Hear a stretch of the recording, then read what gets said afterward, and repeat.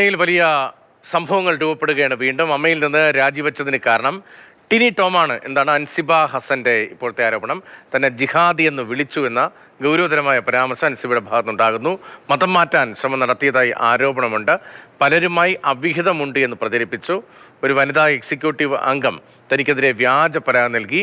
Tini ടോമിനെതിരെയും executive അംഗത്തിനെതിരെയും അമ്മയിൽ പരാതി നൽകുമെന്നും അൻസിബ മാതൃഭൂമി ന്യൂസിനോട് പറഞ്ഞു.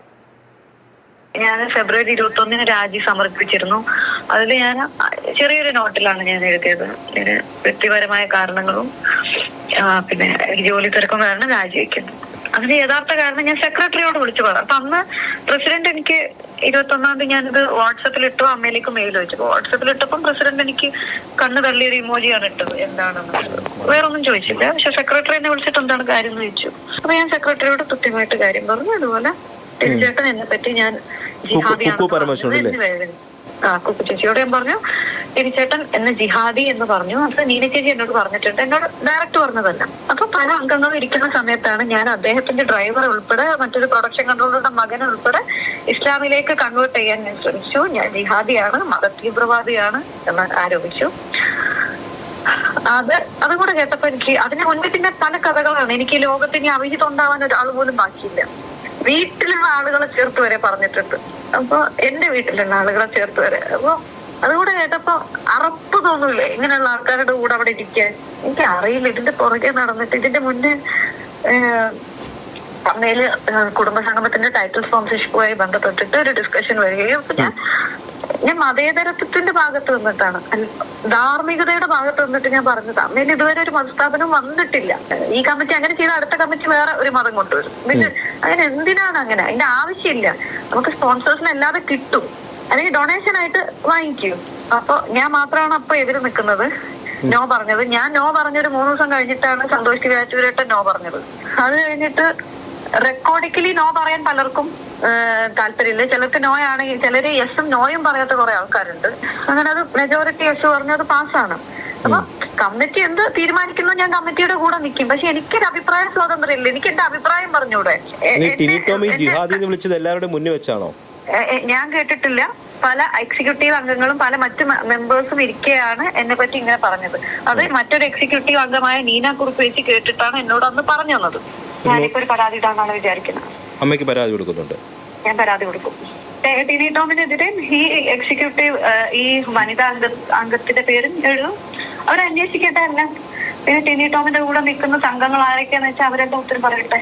പിന്നെ എനിക്കറിയില്ല, ഇതിനെതിരെ ഇനി പ്രതികാര നടപടികൾ ഒരുപാട് ഇനി ഫ്യൂച്ചറിൽ കാണാം. അരുൺ ശങ്കർ വിവരങ്ങൾ വേണ്ട. അരുൺ, ഇതിപ്പോൾ സംഘടനയ്ക്കുള്ളിൽ ഒരു ഭരണസമിതിക്കുള്ളിലെ തർക്കം മാത്രമല്ല, അതിനപ്പുറത്തേക്ക് ഗൗരവതരമായ മറ്റെന്തെങ്കിലും ഉണ്ടോ? ഇപ്പോൾ അമ്മയിൽ നിന്ന് രാജിവെച്ചതിന് കാരണം ടിനി ടോം എന്ന് പറയുമ്പോൾ തമ്മിലെ തർക്കം മാത്രമല്ല, അതിനപ്പുറത്തേക്ക് ഗൗരവം ഉണ്ടോ? അമ്മയുടെ ഭാരവാഹി തെരഞ്ഞെടുപ്പിൽ എതിരില്ലാ തെരഞ്ഞെടുക്കപ്പെട്ട ആളായിരുന്നു അൻസിബ എന്ന് പറയുന്നത്. ജോയിന്റ് സെക്രട്ടറി സ്ഥാനത്തേക്ക് ആരും എതിരുണ്ടായിരുന്നില്ല. ആ അംഗത്തിനാണ് ഇപ്പോൾ ഈ മറ്റൊരു അംഗത്തിൻ്റെ അധിക്ഷേപം കാരണം പുറത്തു പോകേണ്ടി വരുന്നത് എന്നുള്ള ആരോപണം ഉയരുന്നത്. അൻസിബ കഴിഞ്ഞ ദിവസം രാജിവെച്ചപ്പോൾ പുറത്തു പറഞ്ഞ കാരണം വ്യക്തിപരമായ കാരണങ്ങളാൽ രാജിവെക്കുന്നു, അല്ലെങ്കിൽ സിനിമയുമായി ബന്ധപ്പെട്ട തിരക്ക് കാരണം രാജിവെക്കുന്നു എന്നുള്ളതാണ്. പക്ഷേ ഇപ്പോൾ പറഞ്ഞിരിക്കുന്നത് വ്യക്തിപരമായ കാരണങ്ങൾ എന്ന് പറയുന്നത് അത് അധിക്ഷേപമാണ്. ടിനി ടോമാണ് തന്നെ അധിക്ഷേപിച്ചിരിക്കുന്നത്, തന്നെ ജിഹാദി എന്ന് വിളിച്ച് അധിക്ഷേപിച്ചു. അത് മാത്രമല്ല, ടിനി ടോമിൻ്റെ ഡ്രൈവറെയും മറ്റൊരാളെയും ഞാൻ മതം മാറ്റാൻ ശ്രമിച്ചു, അങ്ങനെ മത തീവ്രവാദിയാണ് ഞാനെന്നുള്ള ആരോപണം ടിനി ടോമിൻ്റെ ഭാഗത്തു നിന്നുണ്ടായി. അതോടൊപ്പം തന്നെ മറ്റു പലരുമായിട്ടും അവിഹിത ബന്ധമുണ്ടെന്നുള്ള തരത്തിൽ പ്രചാരണം നടത്തുന്നുണ്ട്. അത് വീട്ടിലുള്ളവരുമായി ബന്ധപ്പെടുത്തിപ്പോലും പറയുന്നു. പല സിനിമാ സെറ്റുകളിലും ചെല്ലുമ്പോൾ ഇത്തരത്തിലുള്ള പ്രചാരണങ്ങൾ തനിക്ക് കേൾക്കേണ്ടി വരുന്നു. അത് വലിയ ട്രോമയായി മാറിയിട്ടുണ്ട്. അതുകൊണ്ടാണ് താൻ ഇത്തരത്തിലുള്ള പരസ്യ പ്രതികരണത്തിലേക്ക് വന്നിരിക്കുന്നത്. രണ്ടാമത്തെ വിഷയം എന്ന് പറയുന്നത്, ഒരു വനിതാ എക്സിക്യൂട്ടീവ് അംഗം ഒരു വ്യാജ പരാതി പോലീസിൽ കൊടുത്തു എന്നുള്ളതാണ്. അവരുടെ കുടുംബ പ്രശ്നവുമായി ബന്ധപ്പെട്ട് വ്യാജ പരാതി പോലീസ് സ്റ്റേഷനിൽ കൊടുത്തു. ഈ വനിതാ അംഗവും അൻസിബയും തമ്മിൽ ഒരു സന്ദേശം അയച്ചിരുന്നു. ആ സന്ദേശവുമായി ബന്ധപ്പെട്ട് അവരുടെ വീട്ടിൽ ഗാർഹിക പീഡനം നടക്കുന്നു എന്നുള്ളതായിരുന്നു ആ പരാതിയിൽ പറഞ്ഞിരുന്നത്. അതെങ്ങനെയാണ് താൻ ആ കേസിൽ കക്ഷിയാകുന്നു എന്നുള്ളതാണ് ചോദിക്കുന്നത്. താൻ അയച്ച മെസ്സേജിനെ കുറിച്ചും അൻസിബ പറയുന്നുണ്ട്.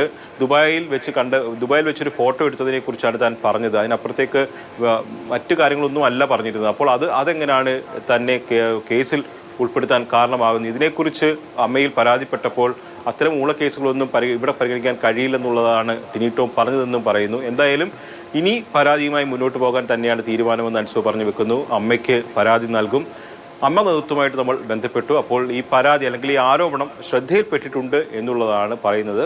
ഇത് പരിശോധിച്ച ശേഷം അമ്മയ്ക്കുള്ളിലെ പരാതി അതിനപ്പുറത്തേക്ക് ഇപ്പോൾ പോലീസ് നടപടിയിലേക്ക് കേസെടുക്കേണ്ട തരത്തിലേക്ക് അങ്ങനെയുള്ള ഗൗരവതരമായ എന്തെങ്കിലും ആരോപണമുണ്ടോ?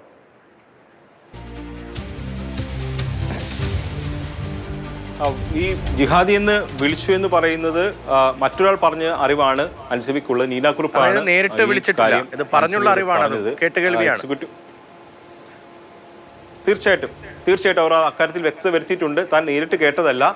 പക്ഷേ എക്സിക്യൂട്ടീവ് അംഗങ്ങളും മറ്റംഗങ്ങളും ഇരിക്കെയാണ് ടിനി ടോം തന്നെ കുറിച്ച് ഇത്തരത്തിലുള്ള ഒരു പരാമർശം നടത്തിയത്. അത് നീനാക്കുറുപ്പാണ് തന്നോട് പറഞ്ഞത്. അത് മാത്രമല്ല, പല സ്ഥലത്തും ചെല്ലുമ്പോൾ തനിക്ക് പലരുമായിട്ട് ബന്ധമുണ്ട്, അവിഹിത ബന്ധമുണ്ട് എന്ന തരത്തിലുള്ള കഥകൾ കേൾക്കുന്നു. അങ്ങനെ ഒരുപാട് കഥകൾ തനിക്ക് കേൾക്കേണ്ടി വന്നു സിനിമാ സെറ്റുകളിലൊക്കെ വെച്ച്. അപ്പോൾ അതുകൊണ്ടാണ് താൻ ഇത്തരത്തിൽ പ്രതികരിക്കാൻ തയ്യാറായത്. ആദ്യഘട്ടത്തിൽ അവർ ഈ വ്യക്തിപരമായ കാരണങ്ങൾ പറഞ്ഞ് അല്ലെങ്കിൽ സിനിമയിലെ തിരക്കുകളൊക്കെ പറഞ്ഞ് രാജിവെച്ചൊഴിയുകയാണ് ചെയ്തത്. പക്ഷേ അതിനുശേഷവും തനിക്കെതിരെ കള്ളക്കഥകൾ പ്രചരിപ്പിക്കുന്നു. അത് തനിക്ക് സഹിക്കാവുന്നതിലും അപ്പുറമായിരിക്കുകയാണ്. അതിൽ നിന്ന് ഒരു ട്രോമയിലേക്ക് താൻ പോയിരിക്കുകയാണ്. അപ്പോൾ അതുകൊണ്ടാണ് താൻ ഇത് പറയാൻ തയ്യാറായത്.